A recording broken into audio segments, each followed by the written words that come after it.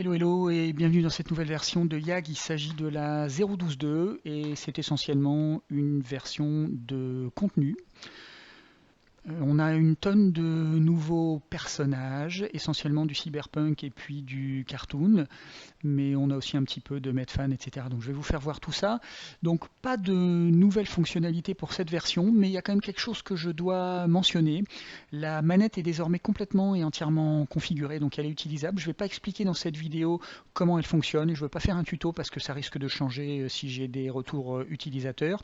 Donc la configuration actuelle est probablement temporaire, mais si vous voulez apprendre à utiliser la manette et découvrir cette configuration, elle est complètement décrite dans le petit mémo, le petit aide-mémoire PDF qui est disponible, je vous rappelle, en cliquant sur ce bouton ici. Donc il est en ligne, donc lui il sera toujours à jour. Et je lui ai rajouté une quatrième page qui décrit donc la manette et sa configuration. Donc vous verrez qu'on peut se déplacer dans les 6 directions. On peut également faire tourner la caméra, donc changer la rotation de la vue. On peut posséder des pions, déclencher les animations d'attaque et de mort. On peut basculer de la première à la troisième personne. Et puis on peut même faire un petit peu de sélection sur les pions. C'est moins pratique évidemment qu'avec le clavier et la souris, mais enfin on peut le faire si si on est motivé.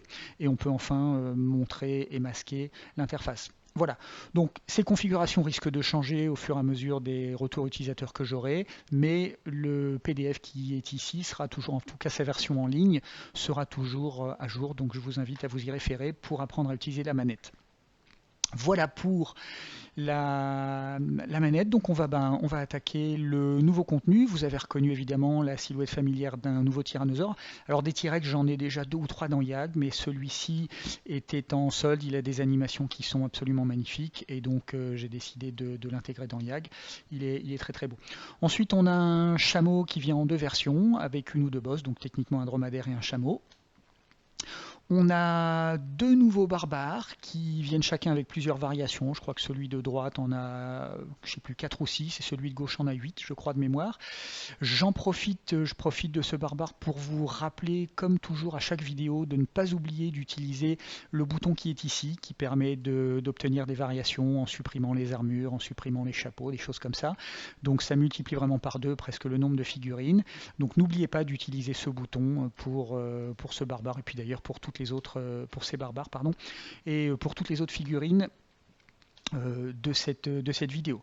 Donc voilà, on a 2 barbares magnifiques, conanesques à souhait, donc très très beau. On a 2 nouveaux personnages puritains que j'aime beaucoup, donc ça ferait du Solomon Kane, Odoward ou des assassins ou quelque chose. Enfin, j'aime beaucoup cette esthétique un peu victorienne, même s'ils sont dans le Medfan. On a un homme et une femme et ils sont vraiment splendides. Ensuite, on a plus classique, une guerrière donc en armure qui vient avec quelques variations et puis avec son jeu d'armes et de boucliers. Pareil, j'ai oublié de dire que les 2 puritains viennent avec leurs armes. On a également une femme guerrière un petit peu plus fantasy ici, avec une armure en or, et puis pareil, son jeu d'épée et bouclier. Elle vient en armure, et puis elle vient sans armure, donc on peut jouer une assassine ou une voleuse éventuellement avec la même figurine. Donc ces 2 nouvelles figurines sont vraiment très belles. Ensuite, on a des nouveaux squelettes.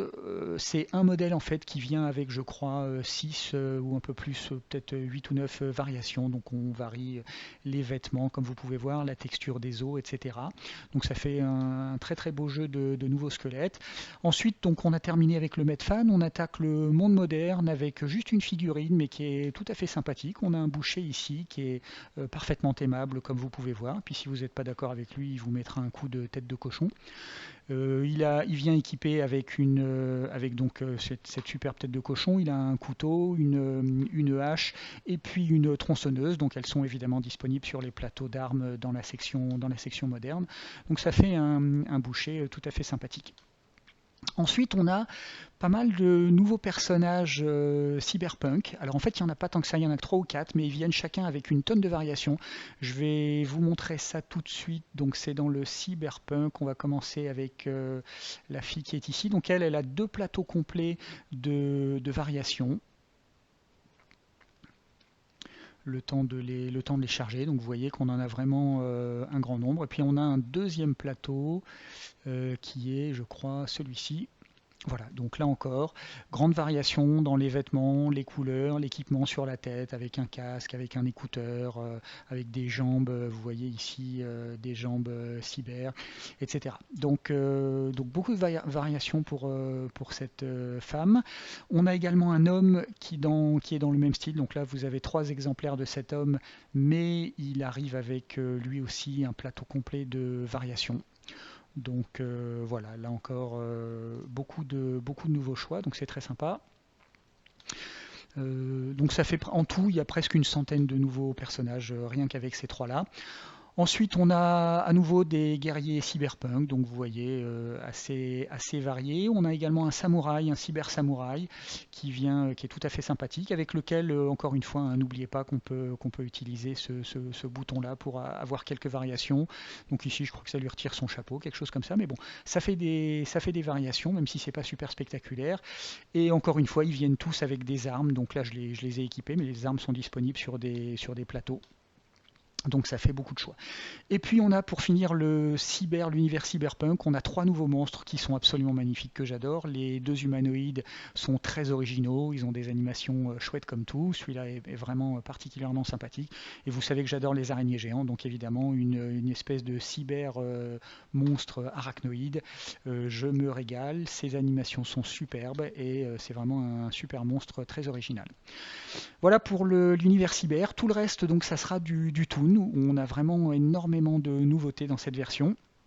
Donc on commence avec des persos un petit peu manga, animés, qui présentent les 5 classes du médiéval fantastique. Donc on a un clerc, homme d'armes, voleur, magicien et chevalier. Ils viennent en version homme et femme. Donc ça fait 10 nouveaux persos qui sont très très chouettes. Bon, pas de commentaires sur ces créatures qui sont un petit peu farfelues mais que j'aime beaucoup. Donc je les ai mises dans YAG, elles font un peu pâte à modeler mais elles sont super sympas. Ensuite, dans un style complètement différent, espèce de dessin animé japonais. Donc ça c'est très très japonisant. On a quelques persos que vous voyez ici qui sont très très beaux, les animations sont magnifiques. Vous voyez ici on a une dryade, une espèce de fée de fleurs qui a des animations superbes. Et puis on a un arbre ici qui est très sympa aussi. Donc ça fait un jeu d'animation, un jeu de personnages et d'animation qui sont magnifiques. Et puis on termine le contenu en personnages avec 20 nouveaux personnages Toon encore, donc façon fantasy dessin animé. Ils sont très originaux, ils ont chacun leur jeu d'animation. On a un loup-garou très très sympa. Voilà, donc on a des créatures assez originales qui ont chacune leurs animations, qui sont colorées, qui sont riches. Donc si vous aimez l'esthétique dessin animé et un peu cartoon, vous devriez apprécier cette version. Voilà, on a fait le tour des créatures, des nouveaux monstres et personnages. Il me reste à vous montrer les nouveaux décors qui existent. Ce sont des forêts, donc pour ça, je vais recharger l'état initial. Et puis, je vais vous faire voir. Donc, on a essentiellement 2 nouveaux types de forêts, mais qui arrivent avec pas mal de variations. Donc, je vais commencer par vous montrer la forêt qui est ici. Donc, c'est des forêts toon, hein. C'est 2 forêts qui sont dans des ambiances cartoon. Donc, voilà, vous pouvez reconnaître ici. On n'est pas dans un univers réaliste. Cette forêt-là, donc, c'en est une. Et elle vient avec plusieurs variations, 6 variations en tout. Elle vient avec 3 saisons, donc l'été, l'automne et l'hiver. Je vais vous faire voir l'automne ici. Vous voyez, donc on a des couleurs, bon, ça fait un décor qui est vraiment splendide. On a plein de couleurs.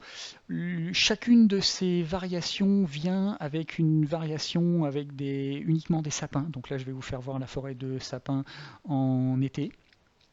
Donc c'est exactement toujours le même thème, mais avec juste des réglages de végétation différents.